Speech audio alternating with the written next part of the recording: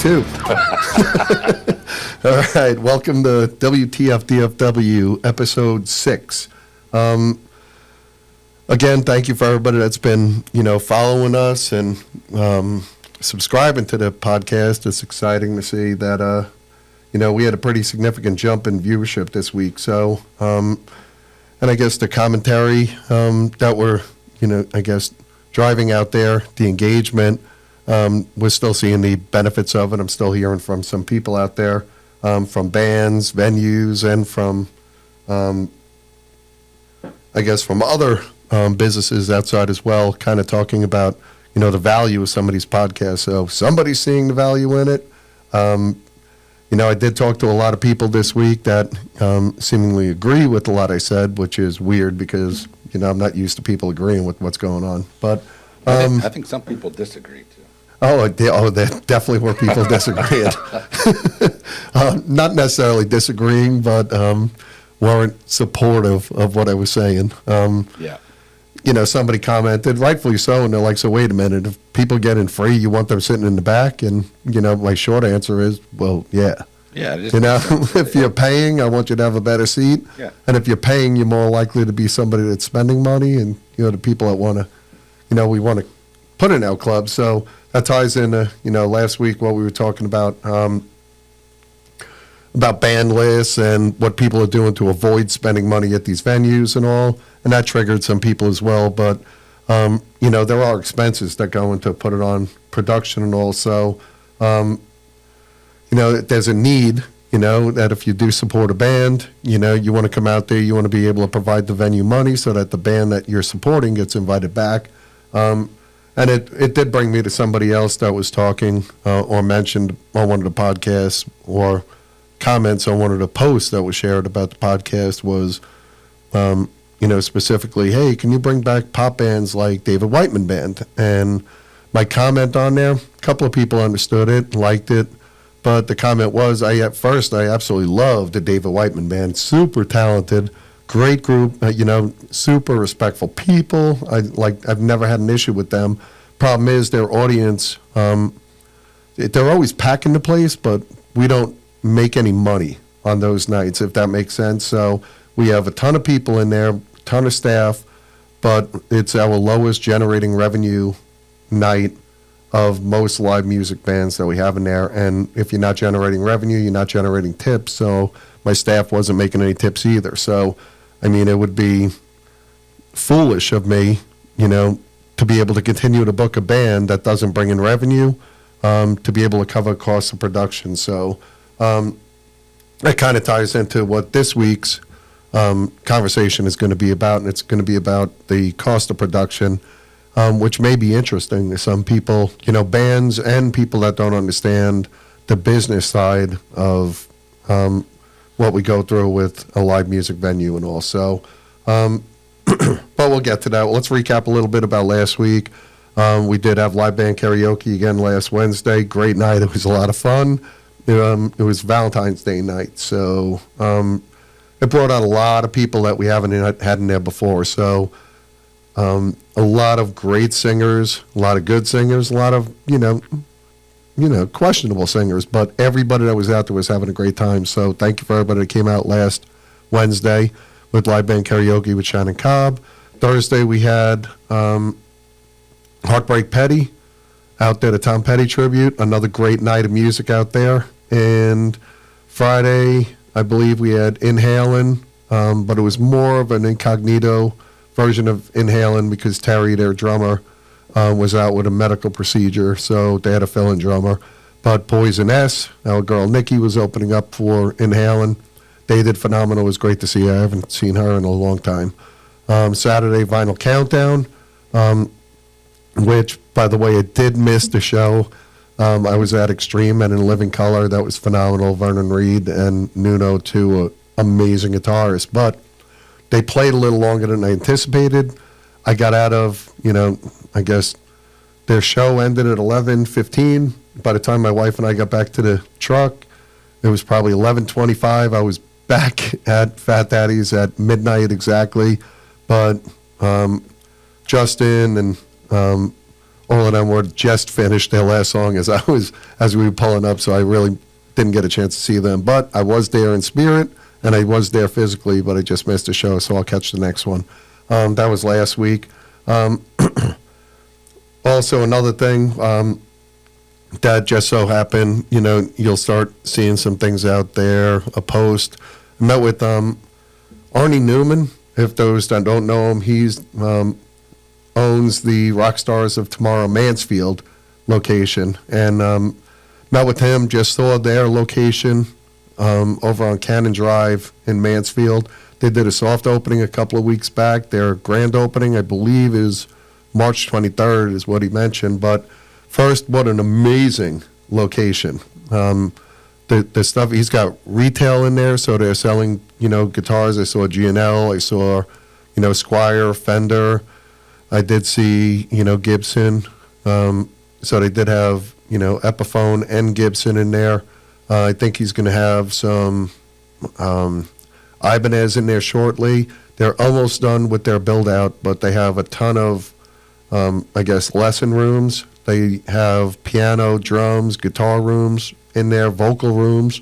They also have a back performance area with a stage and production back there for the, as they develop into bands from their individual lessons, they can go back there and practice as a band.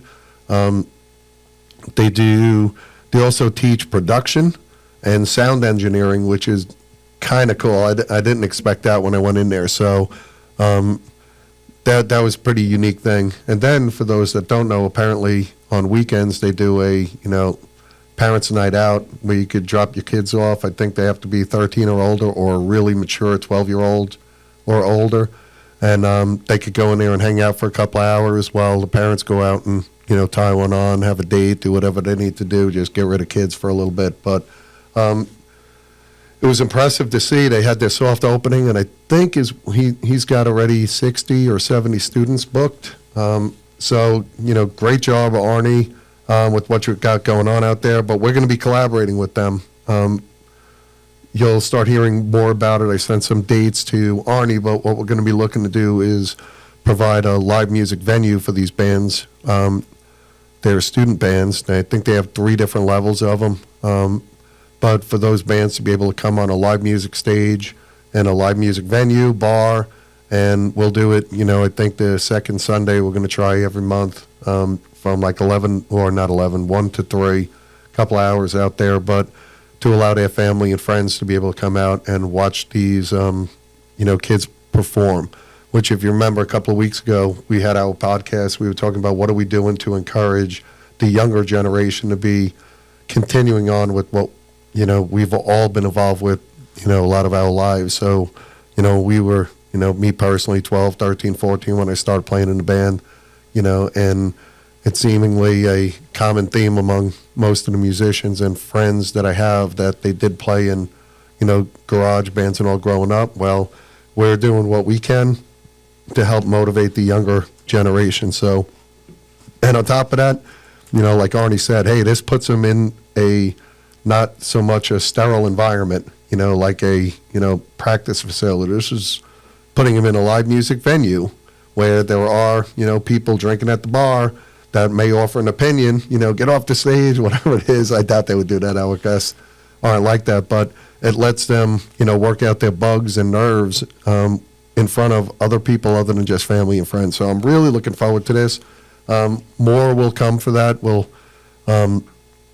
post it as soon as Arnie and I, finalize the dates and all, but be on the lookout for that. I'm walking the walk, not just talking the talk. So I'm going to do what I can to encourage live music out there. So let's talk about this week. I said, let's talk production and the cost of putting on live music. And maybe this will open some eyes out there for those of you that may not know.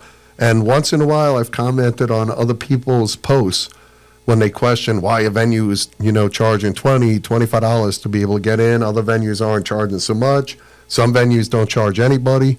But, I want to be able to explain, from a, let's just talk Fat Daddy's perspective so that maybe people can understand why the industry is the way it is and why what these venues have to talk about. And again, I'm just going to talk about just the music and production side of it, not the other things that have to go into it to, keep a venue open. So first and foremost, we talk about BMI and ASCAP. If anybody doesn't understand, in order to have live music in a venue, you have to pay a licensing fee so that, artists out there get their money, I guess you could say. So they get royalties. Those royalties are paid by companies like BMI and ASCAP, so they charge us based upon the certificate of occupancy on our building. And if you know, Fat Daddy's is a, pretty, significantly sized location. 12 to it's not. It's greater than 12,000 square feet. I think it's like 15 to 18,000 square feet for the whole place. So we have to pay licensing based upon that occupancy. So that's just to get live music playing. If venues that have touch tunes, like, Fat Daddy's, we also have the touch tune system in there. Touch Tunes pays their portion of the BMI ASCAP fee. We don't have to pay that in addition to it, but that's just venues having to have music, being played even from a jukebox. So, but for us, the BMI ASCAP fee is roughly $25,000 a year. Can't quote me on that. It might be 26 or 27, but if I remember correctly, it was right around 25,000 a year, just in BMI ASCAP. And then, we talk about the bands itself. Fat Daddy's, I'll guesstimate pretty accurately, but we do live music, karaoke on Wednesdays. We do Thursday as a free show. We do Friday, sometimes one band. But there are times we do 2 or 3 bands, and the same thing on Saturday. So we'll spend about $40,000 a month in just bands, the cost for bands. And then, production for lights and sound, the sound engineer that we provide, we might be paying roughly $5,000 a month in production there. So that's $50,000 a month just in production costs. So, we charge a door charge on Friday and Saturday nights. Like I said, we don't charge on Wednesday for live band karaoke. We don't charge on Thursday. It's all ages for people to come out there. But it gives an opportunity to come out and see what we offer. We do have live music 4 nights a week. We charge roughly $13, I believe, for some bands. If we do have a high expense or, I guess, a higher cost of production, a national act or a bigger band, maybe like the Pygmies or Scotty Austin or something like that, we might bump that to $15 a person. And like I said, taking the typical month, there are 8 nights that we're collecting cover. So 8 nights a month that we're collecting cover charges, 2 Friday and Saturday, 4 weeks in a month. Sometimes it's 9, sometimes it's 10, depending on if it's in May and blah, blah, blah. But so think about that. It's 8 nights a week or 8 nights a month that we're collecting revenue at $13 a person. We would need 481 paying customers every Friday night and every Saturday night to cover production costs alone.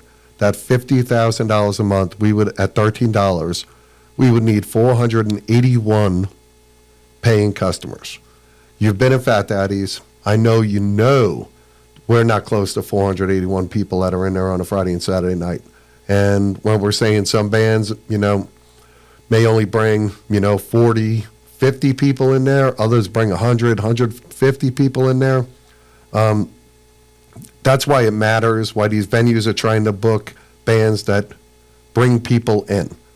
Obviously, the more people that come in, more people paying cover, the less out-of-pocket production costs it is. So, reality is we might have 150 people there on a Friday and a Saturday night. And if you've been in there, do the head count yourself. I'm not making this up. So at $13 a night per person will generate roughly, if every single one of those people were paying the $13, $1,950 we would recover at the door. We would have to generate $6,250 at the door just in order to cover the production costs for that night. So as you can see, that's a $4,300 deficit every Friday and Saturday night. And that's just for live music. So just let that sink in a little bit. That's $13 cover with 150 people coming into the club on a particular night. That's a $4,300 a night deficit that's got to be made up. So, and again, that doesn't cover, we didn't talk about anything staffing, we didn't talk utilities, we didn't talk mortgage or lease, we didn't talk, insurance, maintenance, we didn't talk about alarm systems and security. That's just the cost of covering production, what we need to generate in revenue in order to cover that production. So, that also doesn't include, I guess, food and beverage, sales. So if the venue happens to have a full-service bar and restaurant, that helps offset the cost. But at let's say a 36% cost of goods on food and beverage, realistically, in order to cover for 150 people in a venue to help to be able to make up that deficit, every person in there would have to have an $80 tab. And I'm not talking about $80 a couple. I'm talking about $80 a person. So again, that just covers the production costs only. So think about what you're doing to help contribute toward that. Are you a person that's coming in and trying to avoid the cover, and then while you're there, you're drinking a tea or a water, or even just a bucket between two people splitting it? A bucket might be $25. So what are you contributing to that venue? And what are you doing in order to make up that deficit? So I know there are a lot of people, when I, go out to a venue anywhere, with my wife and I, we're spending $120, $130 between us minimum, just in alcohol. People know I do like to partake in a beverage or two every now and then when I go out. So, but, $120, $130, and then, I always try to be at minimum 20%, tip on any tab that I do. So just to be able to contribute toward that. But that's what our expectation is, it's $120. I'm still not even helping venues cover the cost of what their deficit may be at $13 a person to be able to get into the venue. So now think about that when you're questioning why a venue may be paying $15 or $20 at the door in order to get in, and why they're not having, door lists, or, why everybody that comes in has to have a wristband and has to pay to get in there. So I wanted to throw that out there because, remember, this industry, you may not understand the business side of it. You're thinking in terms of your own individual band, we're going to pay a 3-hour set. We have, 5 people in the band. We want everybody to make, $250, so we want to charge, the venue $1,500 for the night for, our band to play in there. And I'm just throwing an arbitrary number up there. But we want $1,500 to be able to play, for 3 hours in your venue. So everybody's making $250. And then, on top of that, they have $250 to go toward travel expenses or whatever they want to do, food and beverage on top of that. But as bands start charging more, that deficit grows. So you're thinking, you love these bands, these Velcro Pygmy bands, or, your Def Legends and all. I promise you they're making more than $1,500, to be able to come into a venue and play. And a lot of times we negotiate deals, by getting them to play 3, 4, or 5 times a year at the venue. So we're providing them, consistency, so they know. And this isn't a 1 or 2 show, guarantee for the year, with some of these larger bands. So think about it in that context. So even if you're in a band, you're playing, you're charging X, to the venue to be able to come in. Like, what are you promoting? That show? Are you doing everything you can to be able to help cover the cost? It's ironic because I seemingly quote him a lot, but I talk a lot with Rick Hare, and he understands a lot of the production side, the business side of it as well. There has never been a time that Rick has come inside Fat Daddy's and played that after the show, he hasn't come up to me when I'm there and said, did we have a good night? Did you cover costs? And it's amazing. And I tell him the same thing. I tell him, don't worry about that. Let me worry about that and all. And he's, I guess, very passionate about making sure that he's helping venues make money. So think about that if you're in a band, or if you're a fan of a band and you're going out to a venue. What does that mean, and how are you helping these venues, stay in business? So there's been kind of a, method to my madness every week on, what we talk about and, I guess the controversial topics I might bring up, but I'm trying to get people to understand, what goes into these venues, or why we're asking you to promote the venue, why we're asking you to go out and promote your band. Don't rely on the venue to promote your band. The more a venue has to promote your band, the more marketing costs have to go into it. The more marketing costs go into it, the more that deficit, for each band grows. So we're trying to, minimize that as much as possible by making sure bands are out there promoting. Our customers are out there promoting venues, and talking about what's going on, out there, what places, about the food, the service, and all that they're experiencing at some of these venues as well. So super important, just to continue these topics. But if that opened your eyes, I want to know. Let me know if you understood that and what your thoughts are about the production costs, or whether or not you're thinking, holy crap, I never thought about it from that perspective. But I'm not looking to, cause shit.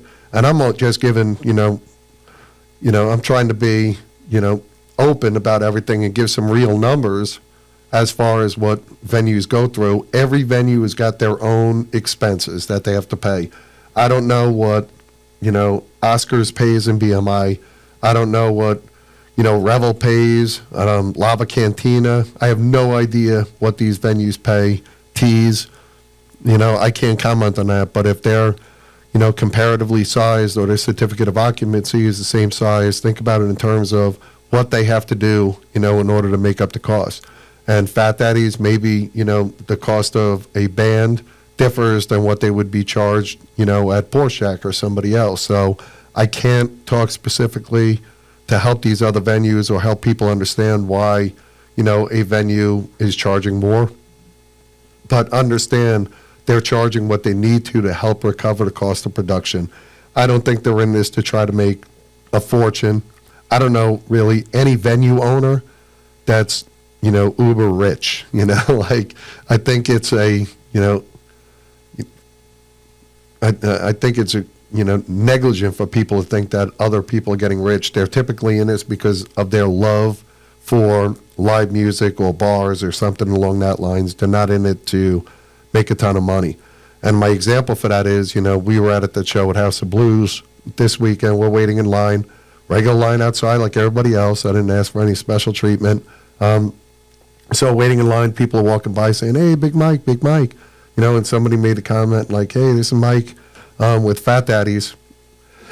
Excuse me, with Fat Daddy's. And somebody in line behind us was like, Fat Daddy's, oh, we've heard of that place, but what are you doing waiting in line here if you're, or if you own, they say own, another venue? Why are you waiting in line? You can't just call them up and get in. And I'm like, I'm not looking for that, but you know what? We're going to do what we can. We went in there. We're spending money. We order drinks. We do what we can, to be able to help promote these venues. But you can't just assume that, people are putting people on guest lists and letting them in, without an expectation to cover costs and all of that. So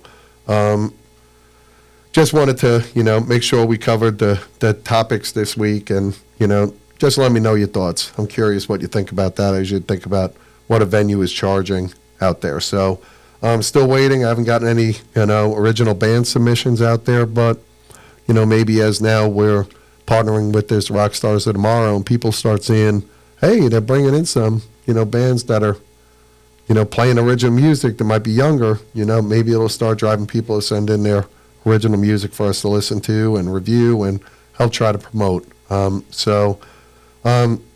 That's it. This week we have live band karaoke with Shannon Cobb on Wednesday. Jesse Jennings, love Jesse. He's out of that Burleson area over there. Country music artist. Yes, he does do some covers, but he also plays originals. And in fact, with baseball season, pitchers and catchers reported, it's perfect timing because I think one of his original songs has lyrics that says something like, it's a baseball song. And it says, I'll kiss you on the strikes, you can kiss me on the balls. I'm that serious. I love the lyrics. But it's a baseball song. Jesse will be out there on Thursday. Saving Yesterday, another phenomenal band. I haven't seen them, but my staff absolutely loved them when they played previously. So they're actually opening up for Chi and Rebel Yell on Friday night. So the tribute to Billy Idol is playing Friday. Then on Saturday night, I've been talking about it forever. We have Unglued, JC Scars, his Stone Temple Pilots tribute, opening up for Rise Against the Machine. And I cannot wait to see Dustin and his bandmates taking that stage because, again, that is insanity at its best. Super, super talented two bands that are going to be out there, and I really hope you get a chance to come out to Fat Daddy's for that show. So 3 great nights of music, country, more of a new, wave-ish. I guess you could kind of, I don't know what you consider Billy Idol. I wouldn't call him rock necessarily, but I don't know if new wave is a thing anymore. I know. I don't even know what they call it anymore, but alt. Maybe it's alt. I don't know. Yeah, it could be. I don't know. Classic alt. Yeah, I don't know. Rock and roll, maybe. Yeah.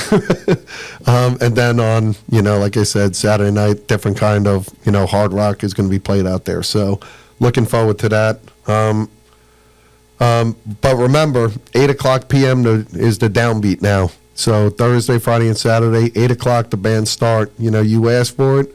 We said, all right, we listen. So we're starting our live music an hour earlier, and our bands will go on an hour earlier and end an hour earlier. So no excuse now. Come on out. It starts at 8 o'clock each night, Thursday, Friday, and Saturday night. Next week, we got live band karaoke again with Shannon on Wednesday. You get a double dose of Shannon because Thursday his band Rockaholics is going to be out there. So looking forward to seeing, Shannon and Chi 2 nights next week. Friday, we got Texas Whiskey and You next Friday. Andrew Dolan's Chris Stapleton tribute. The last time they played a couple of weeks ago, people were messaging me saying, these guys got to be playing on a Friday. And I'm like, I have them playing on a Friday, so be patient. But they packed the place. Chris Stapleton tribute, they're phenomenal. And then Electric Church is opening up for Van Hagar on that Saturday. So I'm really looking forward to seeing Electric Church, the second of the 2 bands that my staff absolutely love. They play, a lot of, great rock music, opening up for my boys in Van Hagar. And if they all come in from New York, Mike, Bill, and Kevin, and that new drummer, I don't know his name, I apologize to you, but they're coming back next Saturday, not this coming Saturday, next Saturday. So you want to see some talented guys, come on out and get a load of them because they're some of my favorites, and they'll be out there talking with you, drinking with you, having a good time as well. So Fat Daddies this week, we're finishing up our wiring. We set on the Matrix so we can have different games on different TVs, all controlled now with an iPad. We're kind of stepping into the 2000s now with our technology, our television technology in there. So looking forward to that. Our new NCR system, to help improve our service model. That's going into effect as well. We started those meetings. We're ready for that. Don't also remember, we talked about this week, all bands starting at 8 o'clock. Depending upon how many bands are playing, a band may start at 8, may start at 8:30. No later than 8:30 will they be starting. So be ready. And remember, the door charge starts at 7 o'clock, which is different. It's a little bit earlier as well. So, if you want a guaranteed table, call the restaurant, pay the cover charge. We could take that over the phone in advance. And you're guaranteed a table as long as tables are available. If you're saving yourself to walk up or not paying and trying to get there before 7 o'clock, you're at the mercy of whatever tables are available at the time. So reserve tables always get the better seats in there. So keep that in mind as you're coming out. So also remember Wednesday nights, industry nights on Wednesday. So come on out for food and drink specials for you if you're in the service industry. And we are staying open a little bit later on Wednesday nights. So instead of closing at 11, we're going to try to stay open till 12 or so to make sure you guys get an opportunity to have a couple hours to yourself out there. But supporting those of you in the service industry. Again, big shows coming up at Fat Daddy's. We talked about our Electric Church and Van Hagar on March 2nd. March 15th, we have Messer. Can't wait for that with the Tools and Cherry Bomb. I cannot wait for that. I've been listening more and more of Messer's music, and I'm really excited. What a talented band. But come on out and check them out. They're just, and especially if you're talking promoting original music, come on out and promote these guys. They're incredible. The 16th, Aaron Copeland, my boy, he's out there with Billy Joe. Billy Joe, she's opening up for him. And both of those play originals and, covers. So be on the lookout for both. I remember Aaron Copeland's got a new single dropping, I believe, next week, possibly. So be on the lookout for that. But still, Aaron, my favorite is